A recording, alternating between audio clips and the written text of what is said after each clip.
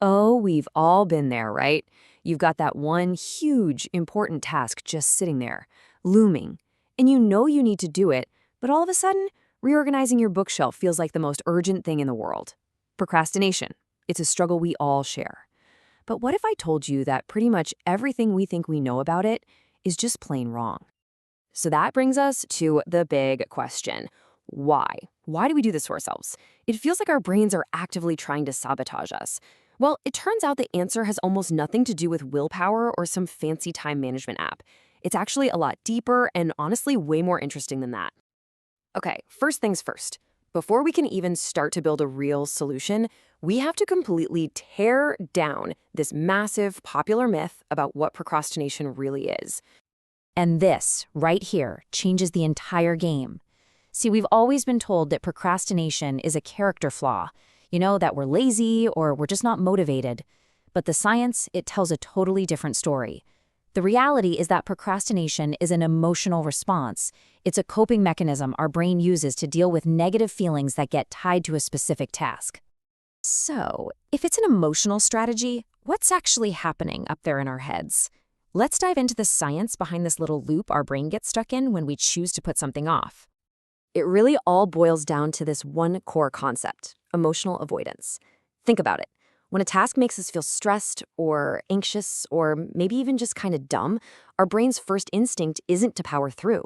Nope, its main job is to protect us from those bad feelings. It's like a primitive self-defense alarm going off. And this is how that alarm creates this vicious cycle. It all starts with a difficult task. Step 2, that task triggers some negative feeling, anxiety, boredom, whatever. Step 3, our brain screams, "Get me out of here," and we immediately seek a distraction for that quick hit of relief. And for a second, it works. But here's the trap, and it's a big one. When we finally come back to the task, that original stress is still waiting for us. Only now, it's magnified by guilt and the ticking clock. Okay, so that's the bad news, right? It's a really powerful self-reinforcing loop. But the good news, and it is really good news, is that once you understand the mechanism, you can learn exactly how to take it apart piece by piece. So the question is, how do we do it? All right, let's get into the toolkit. We're going to focus on 3 super concrete, science-backed steps you can start using to break this habit, like today. So here's the game plan. And I want you to notice something really important here. Every single step is designed to manage the feeling, not the clock. First, we're going to shrink the task to make it way less scary. Second, we're going to change our goal completely, so we're only focused on the super simple act of starting. And third, we're going to flip the script on motivation itself. Let's break down step 1. A big, vague task like write that report is just terrifying to our brain. It sets off all the threat alarms.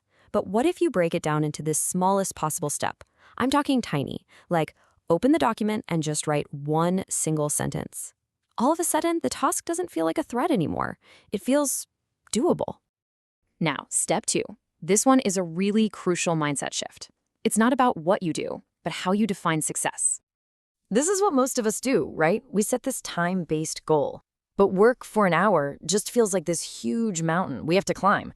And our brain, which is always looking for the easy way out, is going to fight that tooth and nail. Now compare that to this. The goal isn't to work for an hour, it's just to start. I will just open the document, or I will just put on my running shoes. The barrier to entry is so incredibly low that your brain has almost no reason to put up a fight. You're basically tricking that emotional alarm system into staying quiet. And that brings us to the final and maybe most important point. We spend so much time waiting around to feel motivated, but we've got it completely backwards. This quote says it all. Motivation is a result of action, not the cause of it. When you take that first tiny step, you create a little bit of momentum, and that momentum is what actually builds real, genuine motivation. So let's bring all this home. The goal here is not to become some perfect, non-procrastinating robot. It's about fundamentally changing our entire relationship with the act of just getting started. I really want you to let this one sink in. This isn't who you are. It is not some permanent flaw in your character. It is simply a habit that your brain has learned over time. And the beautiful thing about habits, they can be unlearned and they can be replaced.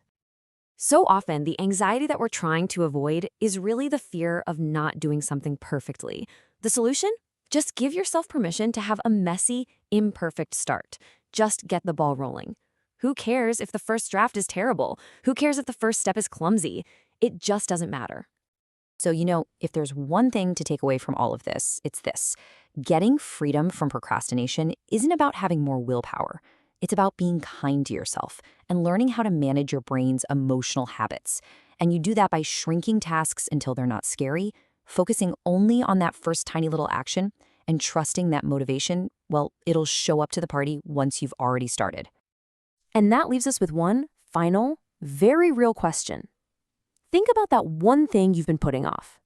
Forget about finishing it. Don't even think about working on it for an hour. Just ask yourself this. What is the absolute smallest, easiest step you can take right now to just begin?